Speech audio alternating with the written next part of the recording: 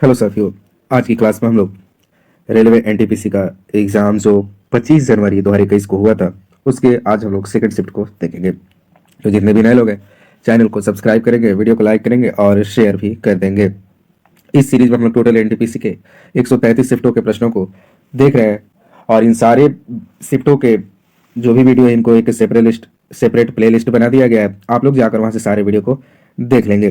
तो चलिए बिना विलंब के आज की क्लास हम लोग शुरू करते हैं। आज की क्लास का पहला प्रश्न है, इनमें से किसने 1857 में भारत के प्रति व्यक्ति आय की गणना की और उसको अपने किताब poverty and un British rule of India में प्रकाशित किया? तो ये जो थे दादा भाई नौरोजी। दादा भाई नौरोजी की एक पुस्तक जो लिखा हुआ है poverty and un British rule of India, ये बार बार एग्जाम में पूछता है कि इसकी लेखक कौन है, किसका प्रकाशन किसने किया। तो आंसर हो जाएगा दादा भाई नौरोजी।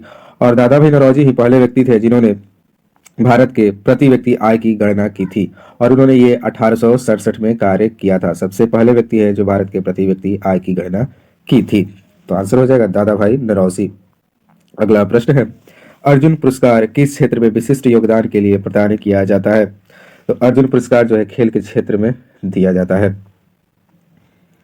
अगला प्रश्न है, बैंक दर वह ब्याज दर होती है जिस पर केंद्रीय बैंक वाणिज्यिक बैंक को ऋण देती है। बैंक दर वह दर होता है जिस पर जो केंद्रीय बैंक है, सेंट्रल बैंक है, वो कमर्शियल बैंकों को ऋण देती है, कर्ज देती है। अगला प्रश्न है, इनमें से कौन सा पुरस्कार भारत में खेलों और प्रतिस्पर्धाओं को कोचों को दिया जाता है? तो जितने भी कोच होते हैं उन्हें द्रोणाचार्य अवार्ड दिया जाता है। खेल के क्षेत्र में उत्कृष्ट कोचिंग में योगदान देने के लिए भारत में कोचों को द्रोणाचार्य अवार्ड दिया जाता है। तो आप लोगों को मैं बताता चलो, इस चैनल पर आप लोगों के लिए सारे एग्जाम का प्लेलिस्ट अपडेट कर दिया गया है। सभी एग्जाम का प्लेलिस्ट अपडेट कर दिया गया है, चाहे वो एसएससी का कोई भी एग्जाम हो या रेलवे का कोई भी एग्जाम हो। आप लोग जाकर चैनल को खोलकर प्लेलिस्ट सेक्शन में जाकर वहां से सारे वीडियो को निकाल कर और पढ़ लेंगे, याद कर लेंगे सारे प्रश्न, क्योंकि प्रीवियस पेपर ही एग्जाम में पूछा जाता है। इस एग्जाम का पेपर उठाकर उस एग्जाम में डाला जाता है। तो आप लोग क्या करेंगे, आसानी से आप लोग को मिल रहा है तो आप लोग इधर उधर भटकने की जरूरत नहीं है। जाना है वहां से प्लेलिस्ट खोलना है और लाइन बाय लाइन वीडियो देखते हुए निकल जाना है।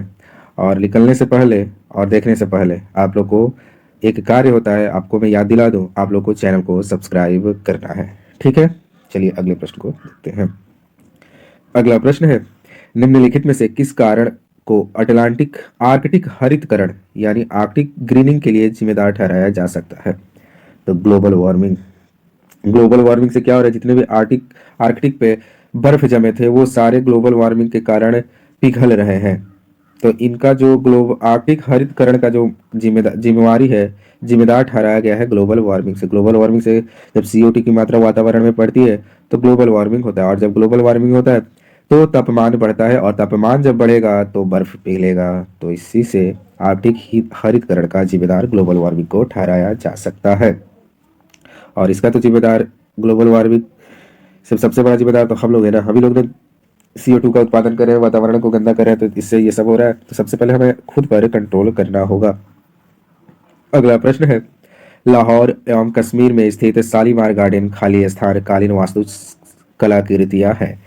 तो शालीमार गार्डन जो है मुगल कालीन वास्तु कलाकृतियां है। शालीमार गार्डन जो है मुगल काल में बनाया गया था, लाहौर और कश्मीर में। ये आप लोग याद रखेंगे। यहाँ से ये भी प्रश्न पूछता है कि शालीमार गार्डन कहाँ स्थित है, तो आप कहेंगे कश्मीर में। अगला प्रश्न है, भारतीय संविधान का अनुच्छेद 368 खाली स्थान से संबंधित है। तो ये प्रश्न तो बार बार पूछा गया है, एक बार नहीं बार बार पूछा गया है। तो इसका आंसर हो जाएगा संविधान संशोधन से ये अनुच्छेद 368 संबंधित है। और ये संविधान संशोधन की जो प्रक्रिया है भारत के संविधान में दक्षिण अफ्रीका के संविधान से लिया गया है। तो ये भी आप साथ में याद कर लेंगे। याद क्या करना है, आप लोग को याद हो गया होगा। और राष्ट्रीय आपातकाल जो है जर्मनी के संविधान से लिया गया है, और राष्ट्रपति पद का चुनाव का जो प्रावधान है अमेरिका के संविधान से लिया गया है। अगला प्रश्न है, आधुनिक कंप्यूटर किसी भी कार्य को करने के लिए निर्देशों के एक समूह का पालन करते हैं। इन निर्देशों को सामान्यतः क्या कहा जाता है? तो इन्हें प्रोग्राम कहा जाता है। कंप्यूटर जो है किसी भी कार्य को करने के लिए एक इंस्ट्रक्शन को फॉलो करते हैं, और वो जो भी इंस्ट्रक्शन होते हैं वो सामान्यतः प्रोग्राम होते हैं। अगला प्रश्न है, भारतीय संविधान द्वारा प्रदत्त इनमें से कौन सी विशेषता भारतीय न्यायपालिका से संबंधित है? तो हमारी जो न्यायपालिका है स्वतंत्र है, न्यायिक स्वतंत्रता ये किसी के अधीन नहीं है। ये आपका भारतीय न्यायपालिका से संबंधित हो जाएगा। अगला प्रश्न है, भूकंप की तीव्रता खाली स्थान में मापी जाती है। तो ये रिक्टर स्केल से मापा जाता है। तो ये प्रश्न तो आप लोग बचपन से ही पढ़ते आ रहे हैं। भूकंप की तीव्रता जो है रिक्टर स्केल पर मापी जाती है। पास्कल जो होता है दाब का ऐसा ही मात्रक होता है। किलोग्राम जो होता है मास का होता है, द्रव्यमान का होता है, और बार भी क्या होता है आपका प्रेशर का ही होता है। अगला प्रश्न है, अकबर द्वारा निर्मित पंचमहल खाली स्थान में स्थित है। तो अकबर ने जो पंचमहल बनाया था वह फतेहपुर सीकरी में स्थित है। आपसे पूछा था एक बार कि बुलंद दरवाजा का निर्माण किसने कराया और कहाँ पर स्थित है। तो इसका भी आंसर हो जाएगा अकबर ही। और बुलंद दरवाजा तो था गुजरात विजय की याद में उन्होंने बुलंद दरवाजा का निर्माण करवाया था। अगला प्रश्न है, कोमागाटा मारू घटना खाली स्थान से संबंधित है। तो ये जो है भारतीय स्वतंत्रता संग्राम से संबंधित है। कोमागाटा मारू घटना, ये कोमागाटू मारू जो है ये एक समुद्री जहाज थी। तो यह हो जाएगा भारतीय स्वतंत्रता संग्राम से ये घटना संबंधित है। अगला प्रश्न है, बैगन का एक अनुवांशिक संशोधित प्रारूप विकसित किया गया था। इसका उद्देश्य क्या था। तो इसका उद्देश्य था कीट प्रतिरोधी बनाना। क्या किया गया था, बैगन का एक अनुवांशिक संशोधित प्रारूप विकसित किया गया था जिसका उद्देश्य था कीट प्रतिरोधी बनाना। आप लोग साथ साथ चैनल को लाइक और सब्सक्राइब करते हुए चलेंगे। अगला प्रश्न है, माइक्रोचिप बनाने के लिए किस धातु का उपयोग किया जाता है। तो माइक्रोचिप बनाने के लिए सिलिकॉन उपधातु का उपयोग किया जाता है और एक जर्मेनियम, सिलिकॉन और जर्मेनियम का उपयोग किया जाता है। ज्यादातर ये सिलिकॉन से ही प्रश्न पूछा जाता है कि माइक्रोचिप में किससे बना होता है। तो ये आपका सिलिकॉन से बना होता है। अगला प्रश्न है, इनमें से कौन सी समिति भारत में करों सुधार से संबंधित है। जो भी भारत में टैक्स लगते हैं, कर लगते हैं, उनको सुधार से संबंधित इनमें से कौन सी समिति है। तो राजा चलैया समिति जो है कर सुधार से संबंधित है। तो आप लोग ये जो समिति वाले प्रश्न होते हैं आप लोग सारे समिति को देख लेंगे, जैसे बैंक से रिलेटेड समिति, बेरोजगारी से रिलेटेड समिति, कर से, तो ये सारे समिति आपको आसानी से मिल जाएगा। तो आप लोग एक बार सबको रिवीजन कर लेंगे। अगला प्रश्न है, दलदल एवं धान के खेतों में इनमें से कौन सी गैस उत्सर्जित होती है।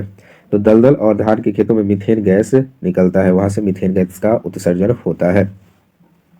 अगला प्रश्न है, भारतीय दंड संहिता जो 1860 में अधिनियमित हुई का मसौदा तैयार करने वाले आयोग की अध्यक्षता किसने की थी। इसकी अध्यक्षता लॉर्ड मैकाले ने की थी। इंडियन पिनल कोड जो 1860 में अधिनियमित हुई थी, 1860 में बनी थी, और इसके जो अध्यक्षता किए थे वो लॉर्ड मैकाले थे। अगला प्रश्न है, बड़ी माता स्मॉल पॉक्स के टीके का आविष्कार किसने किया था। तो एडवर्ड जेनर जो है स्मॉल पॉक्स के टीके का आविष्कार किए थे। अगला प्रश्न है, सरकार अनिवार्यतः कितनी फसलों के लिए न्यूनतम समर्थक मूल्य मिनिमम सपोर्ट प्राइस की घोषणा करती है। तो टोटल 22 इसका आंसर हो जाएगा। अगला प्रश्न है, भारत सरकार द्वारा शुरू की गई नई मंजिल योजना इनमें से किससे संबंधित है। तो फिर से योजना से प्रश्न आ गया है। तो आप लोग क्या करेंगे, अब आपके लिए तो 133 शिफ्टों का सारा शिफ्ट आप लोग को प्रोवाइड कर ही दिया जाएगा। तो आप लोग क्या करेंगे, एक पेज लेंगे, रोज आपको जितनी भी वीडियो प्रोवाइड की जा रही है अगर वहां पर आपको योजना के प्रश्न दिख रहे हैं तो आप लोग क्या करेंगे, एक पेज पे लिखते हुए चलेंगे, रोज की योजनाओं को लिखेंगे। रोज 2-3 आपको योजना मिल जाएगा, सबको लिखेंगे और क्या करेंगे, एग्जाम के एक दिन पहले सबको पढ़ जाएंगे। तो आपका योजना ऐसे ही खत्म हो जाएगा और वहां से आप 2-3 नंबर आसानी से एग्जाम में स्कोर कर पाएंगे। जो प्रश्न सब बच्चे छोड़ के आते हैं आप लोग उसको करके आइएगा, तो आप तो ऐसे ही लाखों बच्चों से आगे निकल जाएंगे। तो ये आपका ये रूल आपको फॉलो करना होगा। तो जो नई मंजिल योजना है अल्पसंख्यक युवाओं के लिए कौशल परीक्षण से संबंधित है, ये याद रखेंगे। अगला प्रश्न है, निम्नलिखित में से कौन से 2 क्षेत्र भारत के प्रमुख जैव विविधता स्थल है। तो पश्चिमी घाट और पूर्वी हिमालय जो है भारत के प्रमुख जैव विविधता स्थल है। अगला प्रश्न है, निम्नलिखित में से कौन सा प्रमुख महिला सेक्स हार्मोन है। तो एस्ट्रोजन जो है महिलाओं में निर्मित होने वाला एक सेक्स हार्मोन है। आप लोग कमेंट में बताएंगे पुरुषों का जो सेक्स हार्मोन होता है उसका नाम क्या होता है। तो उसका नाम तो यहाँ पर लिख दिया है, टेस्टोस्टेरोन। अगला प्रश्न है, आवर्त सारणी का आविष्कार किस वैज्ञानिक द्वारा किया गया था। तो दिमित्री मेंडलीफ द्वारा आवर्त सारणी का निर्माण किया गया था। अगर आपसे पूछे कि आधुनिक आवर्त सारणी जो कि तत्वों के परमाणु क्रमांक पर आधारित थी, तो उसका आंसर हो जाएगा, किसने किया था, तो उसका आंसर हो जाएगा हेनरी मोसले जो है आधुनिक आवर्त सारणी के जनक कहे जाते हैं। अगला प्रश्न है, उत्तर ध्रुवीय ज्योति जिसे हम अरोरा बोरेलिस के बारे में इनमें से कौन सा कथन सही है, तो उत्तर ध्रुवीय ज्योति के बारे में यह पृथ्वी के आकाश में दिखाई देने वाला एक सुंदर प्राकृतिक प्रकाश है। उत्तर ध्रुवीय ज्योति क्या है, यह पृथ्वी के आकाश में दिखाई देने वाला एक सुंदर प्राकृतिक प्रकाश है। अगला प्रश्न है, इनमें से कौन सी पर्वत श्रृंखला स्विट्जरलैंड में स्थित है, तो एल्प्स जो है ये आपका स्विट्जरलैंड में स्थित है। अगला प्रश्न है, भारत की सबसे लंबी मारक क्षमता वाली बैलिस्टिक मिसाइल कौन सी है, तो इसका नाम है अग्नि 5। और आज जो 25 जनवरी है उसके फर्स्ट शिफ्ट में पूछा था कि अभय जो मिसाइल है इसकी मारक क्षमता कितनी है, तो उसकी मारक क्षमता थी 1000 किलोमीटर। और इसका ये प्रश्न है सबसे लंबी मारक क्षमता वाली बैलिस्टिक मिसाइल, तो ये हो जाएगा अग्नि 5। अगला प्रश्न है, मोरक्को का प्रसिद्ध यात्री इब्न बतूता किस काल में भारत आया था, तो वो दिल्ली सल्तनत के काल में भारत आया था। मोरक्को का जो यात्री था उसका नाम था इब्न बतूता। अगला प्रश्न है, which of the following is the part of 6 school of Indian philosophy, Indian philosophy में जो 6 स्कूल है उसका ये चारों में से कौन एक हिस्सा है, तो योगा जो है 6 स्कूल मतलब 6 स्कूलों का एक भाग है हमारे इंडियन फिलोसफी का। अगला प्रश्न है, राज्यसभा के बारे में इनमें से कौन सा कथन सही है, तो राज्यसभा को कभी भंग नहीं किया जा सकता है, ये बिल्कुल सही है। और राज्यसभा जो होता है ये उच्च सदन होता है ना कि निम्न सदन। अगला प्रश्न है, काली मिट्टी के बारे में इनमें से कौन सा कथन सही है। आज का तो सिर्फ आसान है, सही पूछ रहा, नहीं तो और सारे शिफ्ट में नहीं नहीं लगाकर कंफ्यूज कर दे रहा था। तो काली मिट्टी यह दक्षिणी पठारों के अधिकांश हिस्सों में पाई जाती है। कहाँ पाई जाती है, तो दक्षिण पठार के अधिकांश हिस्से में पाई जाती है हमारी काली मिट्टी। अगला प्रश्न है, 2008 में भारत सरकार द्वारा प्रकाशित जलवायु परिवर्तन हेतु राष्ट्रीय कार्य योजना के अंतर्गत इनमें से किस मिशन की शुरुआत की गई थी, ये मिशन का नाम था national mission for sustaining the Himalayan ecosystem. तो फिर से आपके लिए एक योजना का प्रश्न आ गया, तो आप इसको भी लिख लेंगे। अगला प्रश्न है, निम्नलिखित में से कौन सा कंप्यूटर का सॉफ्टवेयर घटक है, तो प्रोग्राम जो है कंप्यूटर का सॉफ्टवेयर घटक है। अगला प्रश्न है, which of the following is correct about स्वच्छ भारत मिशन, बोल रहा है कि ये चारों में से कौन स्वच्छ भारत मिशन के बारे में सत्य है, सही है। तो फिर से एक योजना आ गया स्वच्छ भारत मिशन, तो इसका आंसर हो जाएगा it was launch to achieve universal sanitation coverage. इसका उद्देश्य था कि स्वच्छता को मेंटेन करना, उसको प्राप्त करना हमारा स्वच्छ भारत मिशन का लक्ष्य था। आप लोग कमेंट में लिखेंगे जो स्वच्छ भारत मिशन था कब लॉन्च किया गया था। अगला प्रश्न है, निम्नलिखित में से कौन सा सेंट्रल प्रोसेसिंग यूनिट का एक घटक है, तो मेमोरी जो है सेंट्रल प्रोसेसिंग यूनिट का एक घटक है, यानी सीपीयू का एक घटक है।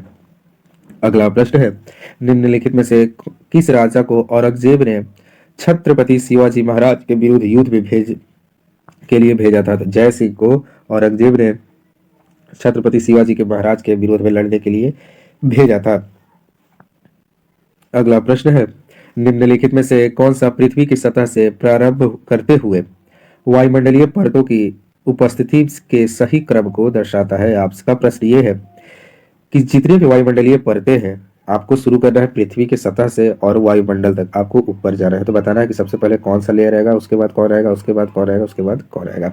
जब हम पृथ्वी से ऊपर जाते हैं तो सबसे पहले हमें क्षोभ मंडल मिलता है, फिर समताप मंडल, मध्य मंडल, आयन मंडल और बहिर्मंडल। ये हमारा करेक्ट सीक्वेंस होता है।